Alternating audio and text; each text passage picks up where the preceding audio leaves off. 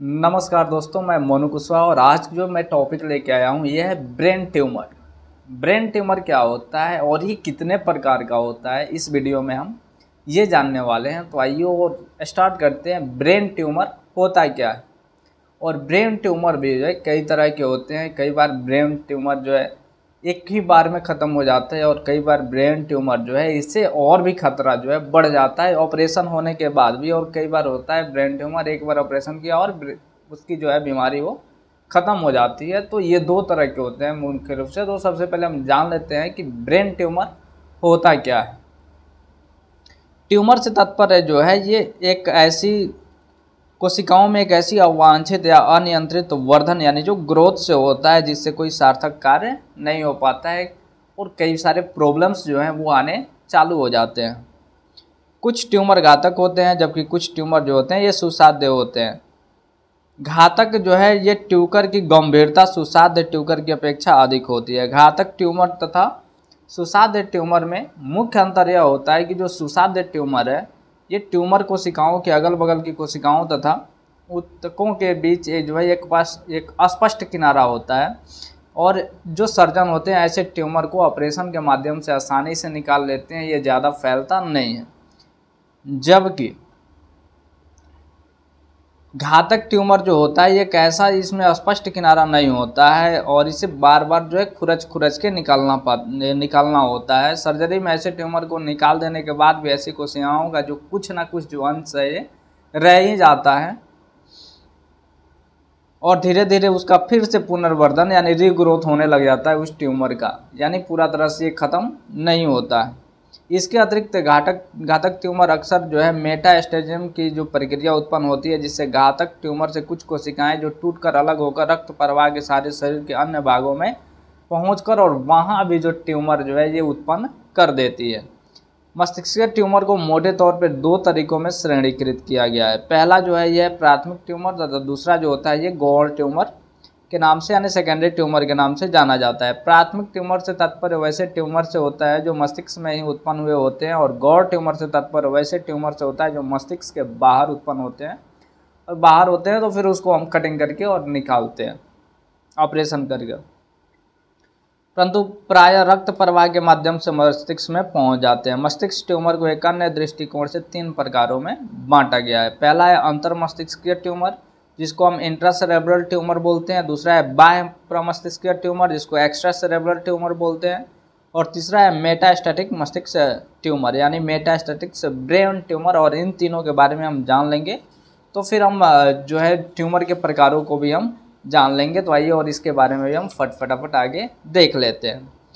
अंतरा जो प्रमस्तिष्क ट्यूमर है यानी इंट्रासेरेब्रल ट्यूमर जो है ये वैसे ट्यूमर को कहा जाता है जो मस्तिष्क के भीतर उत्पन्न होते हैं। सामान्य मस्तिष्क जो ऊतक होते हैं इनको नष्ट कर देते हैं और उसे असामान्य ट्यूमर कोशिका में द्वारा प्रतिस्थापित कर दिया जाता है। ऐसा जो ट्यूमर है वयस्कों में ज़्यादा होता है, यानी कि जो एज जिनकी है 30+ जो एज है उन लोगों में ज़्यादा होता है।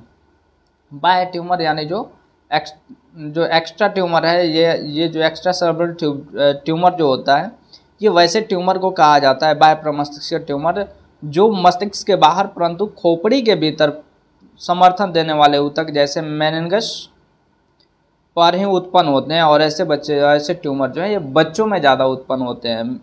एक है मेटास्टैटिक्स ट्यूमर, ये वैसे ट्यूमर को कहा जाता है जो मस्तिष्क के बाहर के अंगों जैसे फेफड़ा, स्तन, पेट, वृक्क, यकृत आदि के स्थानों में उत्पन्न होता है और रक्त प्रवाह के जरिए मस्तिष्क के आकार में आकर फिर यहाँ ट्यूमर उत्पन्न कर देता है। ऐसे ट्यूमर गौण ट्यूमर के श्रेणी के होते हैं और सभी मस्तिष्कीय ट्यूमर का करीब 5% ट्यूमर जो होता है ये इस श्रेणी के ट्यूमर में होता है। यानी ये जो ट्यूमर है ये मेटास्टैटिक मस्तिष्कीय ट्यूमर जो होता है ये मात्र 5% जो है ये होते हैं।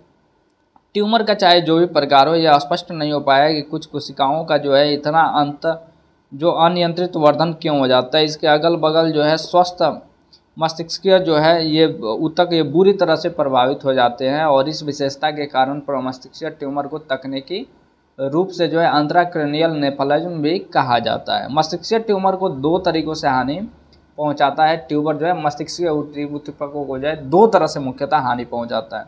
इसके बारे में भी जान लेते हैं। मेरा मानना है इसी वीडियो में हम टोटल इसके टॉपिक्स को है जो कवर कर लेते हैं, ताकि इसके बाद कोई भी क्वेश्चन ना बचे। तो उम्मीद यही है कि जब आप इस पूरी वीडियो को देख रहे हैं तो फिर बेहतरीन तरीके से देखते जाइए, कहीं स्किप करने की कोई ज़रूरत नहीं है। मस्तिष्क ट्यूमर जो ट्यूमर है ये मस्तिष्क उद्दीपकों को दो तरह से हानि पहुंचाता है। पहला है दबाव और दूसरा है अंतःस्पंदन, यानी जो घुसपैठ करता है। उस हिसाब से मस्तिष्क का जो ट्यूमर चाहे वह घातक हो या सुसाध्य हो, बड़ा होकर अगल बगल के स्वस्थ मस्तिष्क जो ऊतक होते हैं उन पर दबाव डालता ही है। और दबाव डालने के बाद क्या होगा, मान के लिए दो लोग बैठे हों और सीट इतना ही है, मतलब इतना सीट में जो है दो लोगों को बैठना है, तो दो लोग आराम से वहाँ पे बैठ सकते हैं। लेकिन क्या है कि उसी सीट में कोई तीसरा व्यक्ति आ गया, चौथा व्यक्ति आ गया, तो जो दो लोग होते हैं ये उनको काफ़ी ज़्यादा दिक्कत होने लग जाता है, और दबाव बहुत ज़्यादा महसूस करने लग जाते हैं। और जब दबाव महसूस करते हैं तो उनका जो है ना काम जो है वो ठीक ढंग से नहीं हो पाता है, और अक्सर जो है ऐसी चीज़ें होता है। तो इस तरह के दबाव से जो है स्वस्थ मस्तिष्कीय जो ऊतक हैं ये सीधे नष्ट हो जाते हैं, या फिर परोक्ष रूप से जो सेरेब्रोस्पाइनल तरल में के प्रवाह में रुकावट डालकर स्वस्थ मस्तिष्कीय ऊतक को प्रभावित करते हैं। स्पंद या घुसपैठ की प्रक्रिया में ट्यूमर दूसरे स्वस्थ कोशिकाओं के क्षेत्र से जो है प्रवेश करके उसे नष्ट कर देते हैं। घातक ट्यूमर दबाव तथा अंतःस्पंदन दोनों ही क्रियाओं द्वारा जो है स्वस्थ मस्तिष्कीय कोशिकाओं को नष्ट कर देते हैं। और जो मस्तिष्क का जो ट्यूमर है जैसे जैसे बढ़ता जाता है वैसे वैसे इसका जो अंतरक्रैनियल जो दबाव है, इंट्राक्रैनियल जो प्रेशर है ये बढ़ता है, और व्यक्ति में जो है तरह तरह के जो प्रॉब्लम्स होते हैं वो उत्पन्न होते जाते हैं।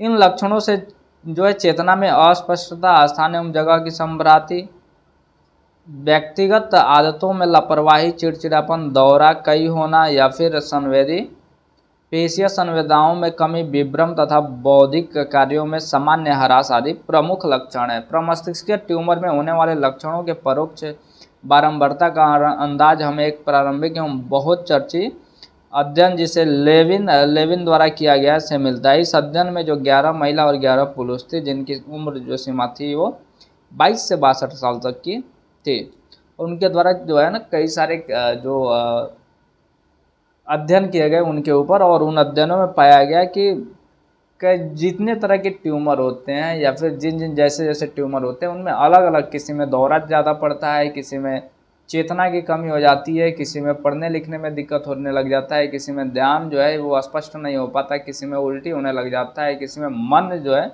वो एक जगह पे अस्थिर नहीं हो पाता है, कई जगहों पे जो है लगता है नसें फट गई, वैसे कई सारे प्रॉब्लम्स जो हैं ये होने लग जाते हैं।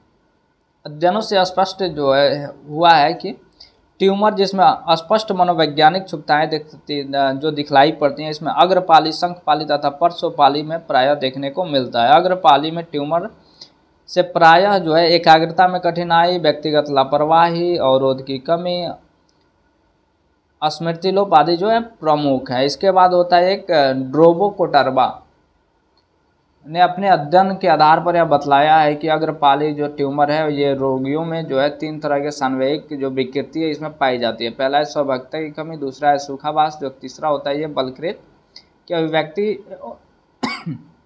एवं समाप्ति बिल्कुल ही अचानक होती है। जिन व्यक्तियों के शंखपाली में ट्यूमर होता है उनमें विभ्रम, विशेषकर लिलीपुटियन विभ्रम जो है यह अधिक होता है, जिसमें प्रायः जो है व्यक्ति जो छोटे छोटे आकृतियों को देखने का अनुभव करता है तथा जिसे वे जानते हैं कि वे वास्तविक नहीं है। इस तरह के विभ्रम के कारण शंखपाली से होकर गुजरने वाले दृष्टि पथों में उत्तेजन एवं उत्पन्न होता है। मस्तिष्क के जो है संवेदी विशिष्ट क्षेत्रों में जो है ये ट्यूमर होने से दृष्टि संबंध या फिर ग्रहण से संबंधित विभ्रम अधिक देखने को मिलता है। इसमें दृष्टि विभ्रम सबसे अधिक होता है, जिससे रोगी तरह तरह के रंग रोगियों को दिखाई देता है, और जानवरों की आकृति दिखलाना तो ये सामान्य बात है। और ट्यूमर का उपचार है जो सर्जरी से ही होता है, और जब ट्यूमर क्या जब छोटा होगा तो संभावना ये होता है कि एक ही बार में जो है वो व्यक्ति जो है वो जब उसका उपचार किया जाएगा तो एक ही बार में वो चंगा हो जाएगा, एक ही बार में वो ठीक हो जाएगा। परंतु यदि जब ट्यूमर बड़ा होगा तो ऑपरेशन से ट्यूमर निकाले जाने के बाद भी जो है उसके अंदर कुछ ना कुछ लक्षण जो है वो ट्यूमर के दिखते ही रहते हैं, जो कि क्योंकि जब ट्यूमर बड़ा होगा तो क्या होगा कि मस्तिष्क में के ऊपर जब दबाव डालता है तो कई सारे जो है ऊतक, मस्तिष्क के जो ऊतक होते हैं वो नष्ट हो गए होते हैं, तो फिर उसका तो फ़र्क वहाँ पे दिखेगा ही दिखेगा। आपको पता होना चाहिए कि जो मस्तिष्क होते हैं इसमें एक्सॉन की जो संख्या होती है, या फिर यूँ बोले न्यूरॉन्स की जो संख्या होती है, न्यूरॉन जो होते हैं ये एक्सॉन जो होते हैं न्यूरॉन के ही पार्ट होते हैं, तो करीब करीब 10.5 अरब न्यूरॉन होते हैं। तो जब वो नष्ट हो जाते हैं और फिर वो जो उनके कई सारे पार्ट्स होते हैं और संवेदी क्षेत्र होते हैं, उनके नष्ट हो जाने के बाद जो है ऐसे प्रॉब्लम्स आने शुरू हो जाते हैं।